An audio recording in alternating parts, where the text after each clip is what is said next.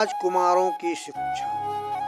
जब कौरव और पांडव कुछ बड़े हुए तब भीष्म जी को उन्हें धर्म, राजनीति और युद्ध विद्या की शिक्षा देने की बड़ी चिंता हुई। वे कृपाचार्य नामक एक ब्राह्मण से मिले। वे युद्ध विद्या के बड़े पंडित थे। युद्ध विद्या सिखाने के लिए इन्होंने एक पाठशाला खोल रखी थी। अनेक देशों के राजकुमार यहाँ युद्ध विद्या सीखते थे। भीष्म जी ने कौरवों और पांडवों को भी इसी पाठशाला में विद्या सीखने के लिए कृपाचार्य के सुपुर्द कर दिया। जब भीष्म जी की द्रोणाचार्य से भेंट हुई तब उन्होंने समझा कि इन राजकुमारों को अस्त्र विद्या सिखाने के लिए द्रोणाचार्य ही अधिक उपयुक्त है। इसलिए जब वे राजकुमारों को लेकर द्रोणाचार्य के पास आए और बोले, आप इन राजकुमारों को अपना शिष्य बनाइए। द्रोणाचार्य ने यथाविधि राजकुमारों को अपना शिष्य बना लिया।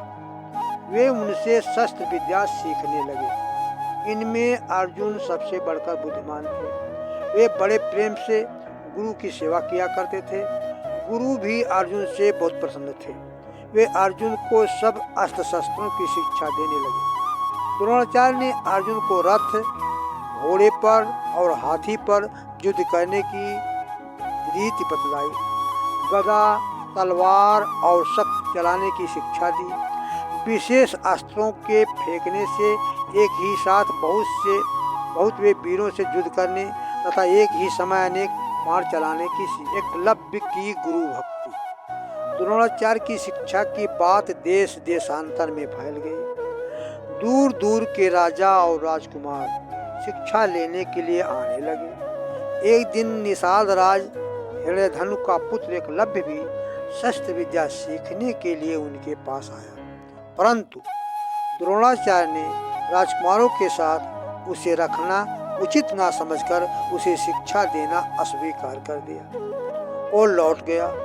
वन में जाकर उसने द्रोणाचार्य की एक मिट्टी की मूर्ति बनाई और उसी को गुरु मानकर श्रद्धा और प्रेम से प्रतिदिन नियम पूर्वक अस्त्र शस्त्र का अभ्यास करने लगा। वह अत्यंत निपुण हो गया।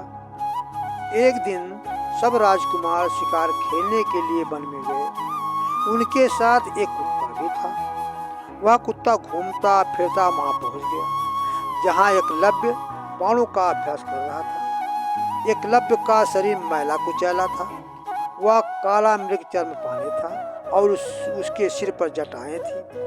कुत्ता उसे देखकर भौंकने लगा। एकलव्य ने क्रोध में भरकर 7 बाण मारे जिससे उस कुत्ते का मुंह भर गया, परंतु उसे चोट कहीं नहीं लगी। कुत्ता बाण भरे मुंह से पांडवों के पास आया। यह आश्चर्यजनक दृश्य देखकर पांडव कुत्ते के मुंह में बाण भरने वाले को ढूंढने लगे। ढूंढते ढूंढते उन्हें एक मनुष्य मिला। वह लगातार बाण चलाने का अभ्यास कर रहा था।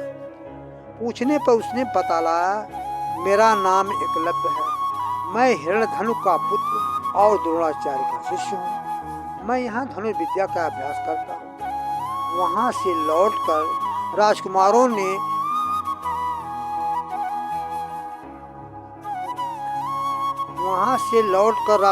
ने द्रोणाचार्य से सब समाचार का सुनाया। अर्जुन ने कहा, गुरुदेव, आपने मुझे हृदय से लगाकर बड़े प्रेम से यह बात कही थी कि मेरा कोई भी शिष्य तुमसे बढ़कर ना होगा, परंतु आपका यह एकलव्य शिष्य तो मुझसे भी बढ़कर है। अर्जुन की बात सुनकर द्रोणाचार्य ने कुछ देर तक विचार किया और फिर उन्हें साथ लेकर उसी वन में गए।